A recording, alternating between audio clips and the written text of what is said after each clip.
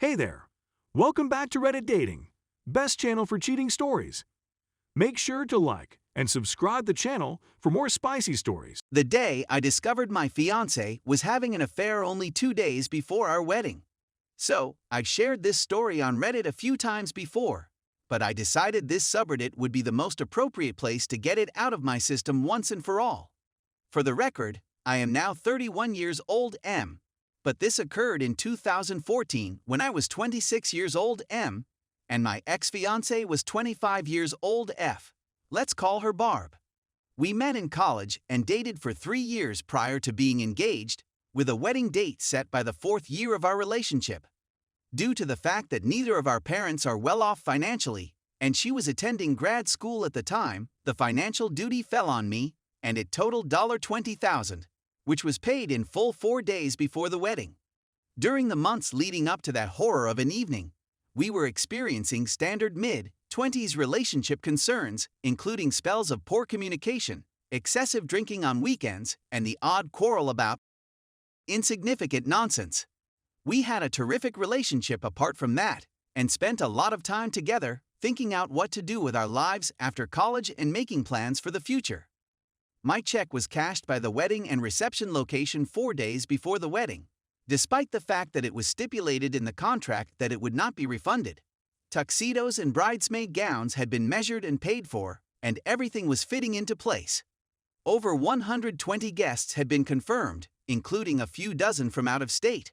Let's get to the inevitable of events that you're all looking forward to before I continue to ramble on and on. The night in question was a Friday evening at our new apartment, which we just moved into a few weeks before, and we decided to have around a dozen friends over to pre-game before hitting the town's pubs. My childhood friend Ricky, who we'll refer to as Ricky for the rest of this article, was a member of this circle of pals. Barb and I had spent a lot of time with Ricky during the previous 3 years, and he was unquestionably one of Barb's favorite of my friends, which is always a good thing when your significant other gets along with individuals in your social network. The night began at a local bar that allowed guests to bring their own alcohol. So by the time we left, a 1/5 of Jameson and a third rack of Ewingling had been consumed and everyone was intoxicated. For the following 3 hours, the group split out between 2 or 3 bars, which resulted in the whole group being a drunken, aggressive mess. When the bars closed their doors, most people went home, with the exception of me, Barb, Ricky, and another couple who returned to our flat for a drink after the bars closed. Once they returned to our house, the couple only stayed for about 20 minutes before packing up and heading home, leaving Barb and sick Ricky to fend for themselves. On a previous occasion, while at the bar, I spotted Barb checking her phone more often than normal and Ricky examining his phone after she had locked the screen. I was pretty certain they were preparing something shady 2 days before I was due to marry this lady, but why would I be concerned about them 2 days before my wedding? When I returned home, I was somewhat sober and discovered that all of the alcohol had been consumed, so I considered purchasing a couple of six-packs from a nearby establishment that was open until 3 a.m. Barb and Ricky were unquestionably high on booze and in a bad way, but there was no reason to believe anything nefarious would happen if I left the room for just 20 minutes.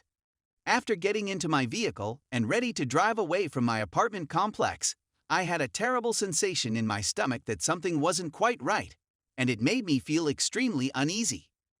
As a result, I phoned my closest friend, who agreed to be picked up and accompany me on the beer run, as well as accompany me back to my apartment. After getting home and collecting a couple of Bud Heavies, we strolled up to the sliding glass door that led into my living room, which featured a sofa to the immediate right. We walked through the door and into the room, and my ex-fiance was fully and mounted on Mr. Ricky, tonsil deep into each other's throats. We had hardly taken 2 steps into the apartment before we realized what had happened.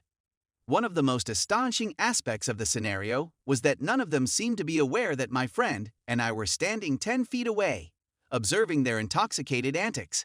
Then I lost it, dropped the liquor, threw her backward off Ricky completely and connected with 2 hard right to the eye and cheek of Ricky, who was still lying on his back with the most terrified look on his face. I'd been trying to make sense of things for 7-10 seconds when I lost it. To put things in perspective, I am 220 pounds and have played hockey my whole life. He is 5'6", 140 pounds, and is a runner, which puts us in a similar situation.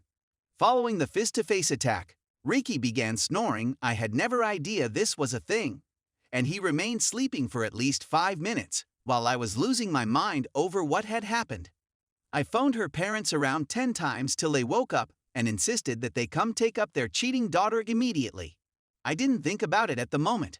Because their home was just 5 minutes down the road, they were able to stroll in right away as I was berating Barb for her inexcusable and despicable choice to leave the house. Ricky was sprawled on the sofa and my friend was attempting to mediate the issue when her parents hastily came into me yelling at Barb. It was the first thing I said to everyone. The wedding was off, and I wanted the ring back, saying I'd rather lose $20K than spend the rest of my life with a cheating. She and her parents spent the next 20 minutes trying to talk me out of it and sometimes justifying Barb's conduct, asking things like, "Why can't you forgive her?"